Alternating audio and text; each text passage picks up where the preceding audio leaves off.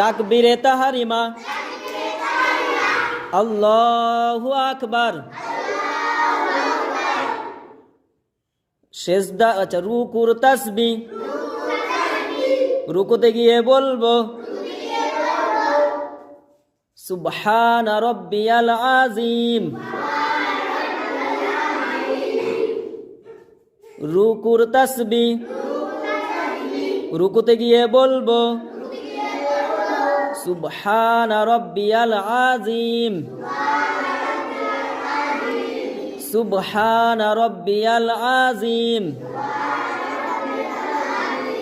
রুকু থেকে ওঠার সময় বলবো সামি আল্লাহু লিমান হামিদা। সোজা হয়ে দাঁড়িয়ে বলবো রব্বানা লাকাল হামদ।